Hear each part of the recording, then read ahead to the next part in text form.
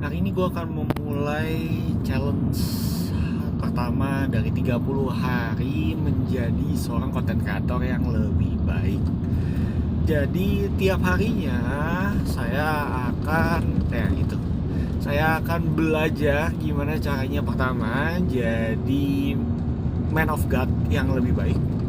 Kedua, gimana saya jadi content creator yang lebih baik. Ketiga, gimana saya jadi agent asuransi yang lebih baik. Dan setiap harinya saya di mobil akan membuat video minimal 10 menit ngebahas tentang apa aja yang saya pelajari tentang 3 hal tadi.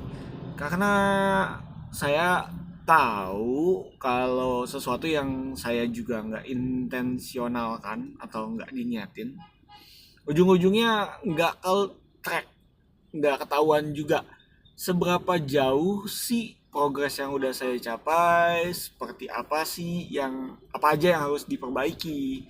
Dan ya, again, kalau nggak tahu apa yang bisa di track. Makanya saya pengen mencoba melakukan challenge 30 hari ini untuk melihat apakah ada progres selama 30 hari ke depan. Sejauh apa saya berkembang, sejauh apa saya belajar, dan sejauh apa saya semangat untuk melakukan segala sesuatu yang ya memang seharusnya saya lakukan sebagai seorang manusia gitu.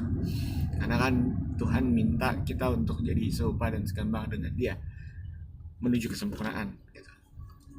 Nah, 3 hal tadi itu, 3 role tadi adalah my go to be better man of God, be better content creator, be better insurance agent, insurance leader, insurance businessman.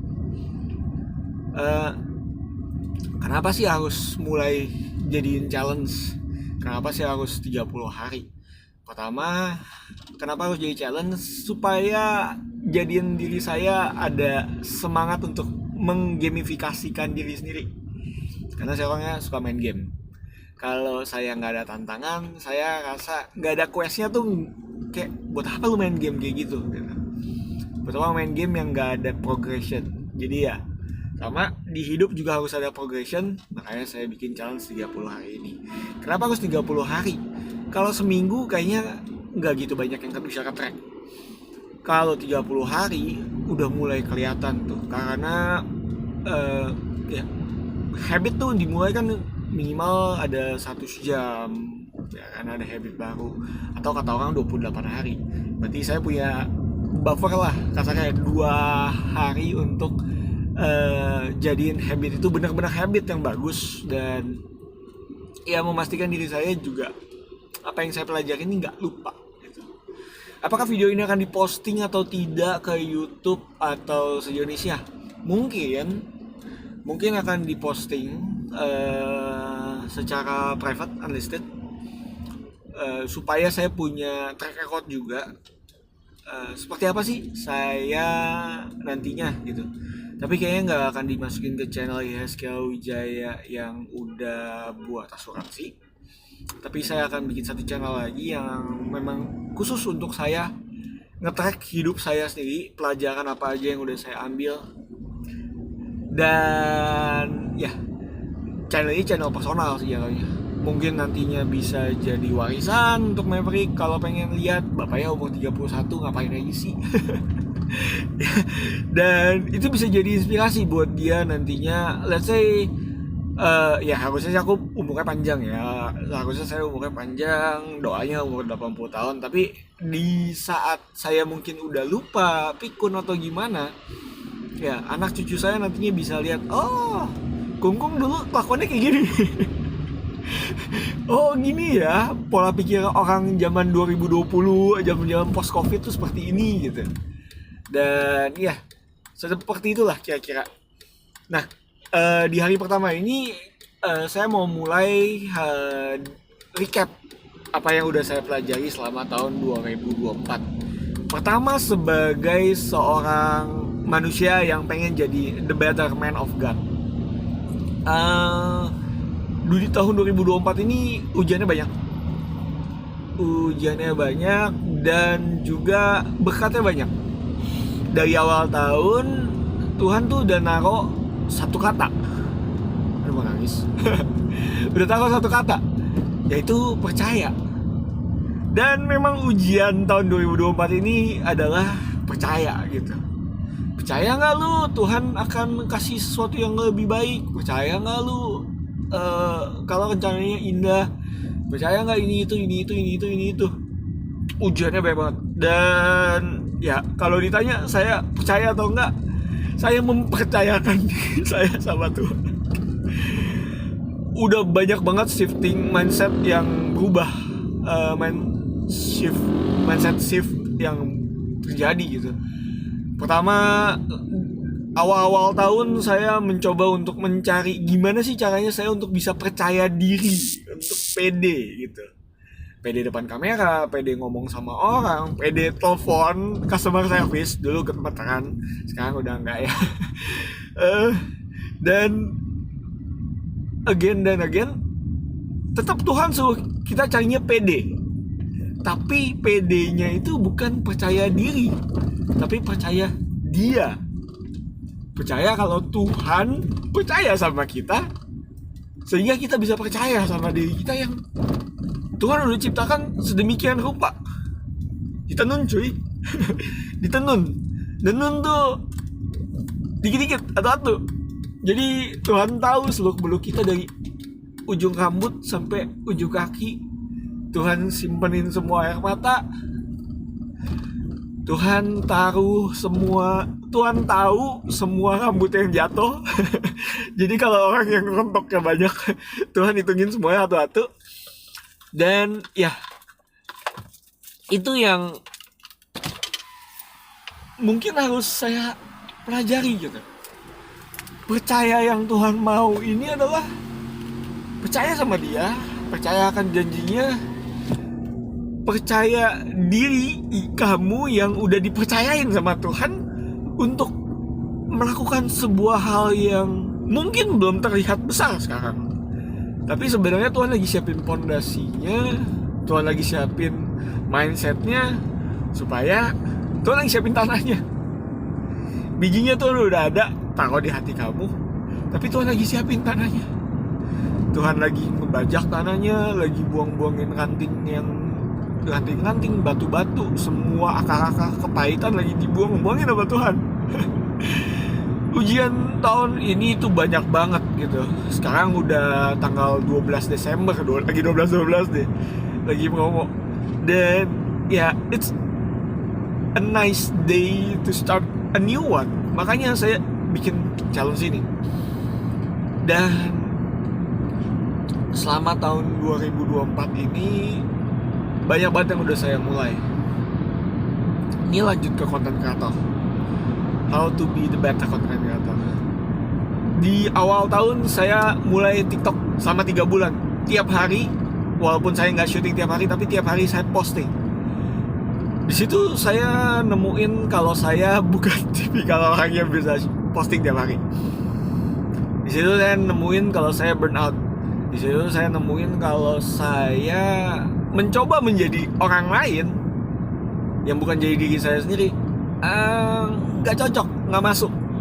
Ujung-ujungnya saya stres. Tapi dengan saya belajar 3 bulan di TikTok, saya belajar gimana cara bikin hook yang lebih bagus, gimana caranya menarik perhatian orang, gimana caranya bikin konten yang singkat, padat, outline-nya dapet, terus bisa bikin orang lain tertarik untuk nonton berikutnya. Seharusnya ya, secara teorinya udah benar, tapi ya prakteknya nyatanya memang yang nonton cuma 200 aja gitu. Tapi di situ fokusnya adalah untuk belajar.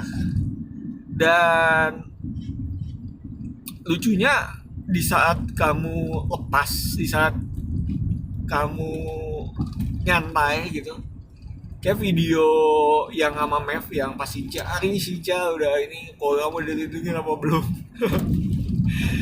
Justru itu yang salah satu yang tertinggi dan termudah untuk dibikin. Makanya balik lagi sih, kita harus ngerti kalau bikin video, bikin konten itu bukan sesuatu yang harus diambil pusing. Ya, kita bertanggung jawab atas konten-konten yang kita sampaikan, tapi nggak usah jadi orang yang paling pintar. Cukup sharing aja apa yang udah kamu pelajari tentang hal itu, yang kamu ngerti. Belum tentu benar, tapi itu yang ngebantu kamu. Siapa tahu orang-orang yang nonton video itu akan terbantu juga, sama seperti kamu, terbantu lewat apa yang telah kamu pelajari. Jadi fokus bukan ke how to jadi expert, tapi jadi ke how I solve this problem. Dan itu juga sih yang sebenarnya nantinya turun ke bisnis gitu. Kita lanjut ke yang jadi agen asuransi. Tadi kita udah ngebahas gimana caranya I solve the problem. Jadi agen asuransi juga sama. Semua agen asuransi di satu perusahaan yang sama jual satu produk yang sama juga. Yang jadi masalah adalah gimana sih cara mereka menjual dan gimana caranya mereka sebagai seorang sales, sebagai seorang agent, melakukan after sales. Nah, ini yang jadi pembeda kan. Gimana caranya seorang si A jadi agent dan caranya si B jadi agent itu pasti beda. Caranya mereka handling objection, caranya mereka jualan, caranya mereka hadapin nasabah, jelasin ke nasabah, itu semua pasti beda. Dan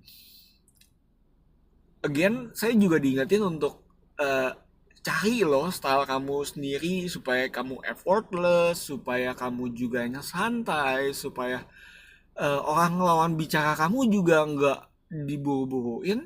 Dan mereka kan memang sebenarnya udah mau gitu kan beli asuransi, cuma mereka nggak tahu apa yang mereka harus beli. Mereka kurang informasi tentang sebenarnya kebutuhan saya tuh apa sih, makanya saya butuh konsultan. Agen asuransi ini kan sebagai konsultan ya. Nah, penting banget buat kamu tanamin ke diri kamu untuk sadar kalau yang kamu tahu itu belum tentu yang terbaik buat dia.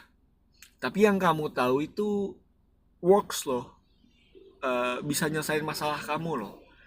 Kamu bisa tawarin solusi itu ke mereka tanpa harus memaksakan kalau solusi kamu itu paling benar. Dengan mindset seperti itu, kalau misalnya amit-amit ditolak pun, kamu nggak akan kecewa. Dan kalau misalnya diterima dan orang lain itu juga bagus gitu atau berfungsi di kehidupan mereka, otomatis kamu juga bisa dapetin feedback tambahan. Karena kan ceritanya pasti beda, tapi kamu bisa dapet social proof. Oh, ternyata apa yang saya coba dan berhasil ini bisa juga berhasil loh di dia. Dan ya, itu dia yang harus dibenerin. Selain ngebaikin cara ngomongnya, ngebenerin cara gimana kamu sales, gimana cara kamu after sales, yang harus dibenerin ya itu mindset. Karena ya 90% ya mindset, 10% nya itu apa yang kamu lakukan gitu kan. Kalau mindsetnya udah salah, udah kalah sebelum berperang. Jadi ya benerin dulu mindsetnya, karena kalau dasarnya aja ngaco, nggak mungkin bisa nanam gitu. Anggap kamu mau coba nanam pohon, tapi tanahnya adalah tanah yang nggak bisa nanam gitu. Cuma kamu nanam pohon akuatik, tapi tanahnya tanah vulkanik gitu misalnya, atau tanah gurun pasir, nggak cocok gitu kan. Nggak akan bisa ketanam dan ya eventually nggak akan bisa jadi seperti yang dipengenin. Makanya again, tiap hari kita harus belajar gimana caranya jadi the better man of God, karena dasarnya adalah spiritualisme, dasarnya adalah Tuhan. Ya seperti yang Tuhan bilang kan, Tuhan adalah batu karang. Kalau lu pengen ngebangun rumah yang kokoh, bangunlah di batu karang itu gitu. Bangun dengan pondasinya Tuhan. Kedua, pondasi jadi konten kreator. Jadi konten kreator itu ngebahas banyak banget. kan gimana caranya kita komunikasi efektif, gimana caranya kita bisa ngomong depan kamera dengan baik, dan gimana caranya orang tuh tersampaikan meaningnya dengan waktu singkat, padat, dan jelas gitu kan. Dan penting banget buat ini nantinya jadi konten kreator dan jadi orang yang bisa ngomong dengan baik di depan kamera itu nanti fungsinya akan digunakan ke jadi agent, jadi bapak, jadi orang secara sosial. Karena ya apa yang kamu pelajari sekarang ini, apa yang kamu pelajarin tentang ngomong, tentang berempati, tentang mendengarkan, itu semua akan kepake nantinya di hari-hari kamu mendatang. Nah, ini dia akhir dari video challenge 30 hari menjadi orang yang lebih baik ya. 30 days better man to be better man. Dan ya, semoga video ini selalu diingat, terutama buat kamu, Jessica Wijaya, ya kamu. Itu latihan harus belajar ngeliat ke kamera terus, ngeliatnya ke layar, bukan ke diri sendiri, tapi ngeliatnya ke lensa, ya kamu. Dan ya, udah 16 menit 30 detikan. Jadi sampai ketemu di challenge besok. Gak peduli hari Sabtu, gak peduli hari Minggu, ambil kamera, buka, ngobrol 10-15 menit, ngomongin tentang apa aja yang dipelajarin hari itu. Dan ingat harus ada 3 hal yang dipelajarin. Gimana cara jadi ya the better man of God, next the better content creator, and the last is the better insurance agent. See you in the next video. Sampai ketemu besok. Bye.